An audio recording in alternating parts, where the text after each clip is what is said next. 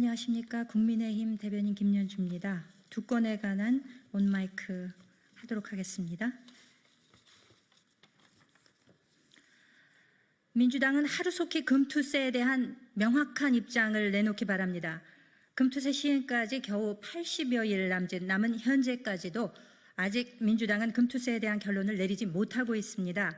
지난달 짜고 치는 고스톱인 금투세 토론회까지 열어가며 시간을 허비하더니 지난주 금요일 10월 4일에는 의총을 열어 지도부의 결정 권한을 미뤄버렸습니다.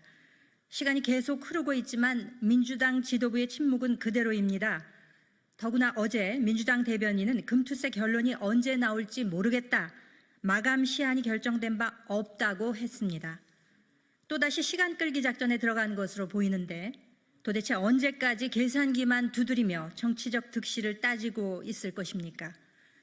민주당이 시간을 질질 끄는 동안 국내 증시의 불확실성은 높아만 가고 혼란은 가중되고 있습니다. 우리 증시에서 금투세발 엑소더스가 아니라 민주당발 엑소더스가 전개되고 있는 것입니다. 이재명 방탄을 위해 보여줬던 민주당의 적극성은 도대체 어디로 사라진 것입니까? 당대표 방탄을 위해서라면 입법 폭주, 탄핵 청문회 등 가릴 것 없이 밀어붙이더니 정작 국민 경제에 막대한 영향을 미치는 먹고 사는 문제에 대해서는 하세월인 것입니까? 이렇게 민주당이 금투세에 대한 무기력한 모습만 보이는 것은 결국 방탄이 먼저고 경제와 민생은 뒷전이라는 것을 스스로 인정하는 것이나 다름없습니다. 더 이상 무책임하게 시간을 끌지 마십시오. 민주당은 조속히 금투세에 대한 입장을 밝히기 바랍니다.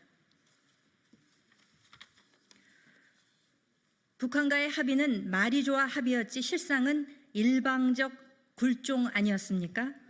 문재인 전 대통령이 지난 2018년 남북철도 연결 사업을 진행하면서 북한에 금수품을 보낸 사실이 뒤늦게 알려졌습니다. 더욱이 그 반출 과정에서 UN 안전보장이사회의 승인 절차도 패싱했다고 합니다. 이는 북한의 핵 탄도미사일 도발에 대한 국제사회의 제재를 무시한 것이며 평화 유지를 위한 국제적 규범에 어긋나는 행위입니다. 더욱이 9.19 군사 합의에 따라 남북 최전방 경계초소 GP를 철수하는 과정에서 제대로 된 검증이 없었다는 사실도 확인되었습니다. 당시 현장 검증 과정에서 북한은 비협조적 태도로 일관했을 뿐만 아니라 우리 합참 검증단이 지하시설을 보려하자 물탱크라며 막아섰다고 합니다. 이와 관련해 합참에서 검증 불충분 의견서를 보고했지만 문재인 정부는 북-GP 불능화 발표에만 급급했다는 기막힌 사실도 밝혀졌습니다. 문 전 대통령은 무슨 연유로 금수품을 UN 승인 없이 북한에 보냈으며 제대로 된 검증도 없이 GP 불능화 선언을 했습니까? 왜 유독 북한에 그렇게 일방적이며 굴종적이어야만 했습니까? 따라서 말만 번지르르 했던 합의는 사실상 폐기로 귀결되었으며 북한은 하루가 뭐다 하고 비이성적 도발을 자행하고 있습니다. 문 전 대통령은 과거의 진실을 밝혀야 합니다.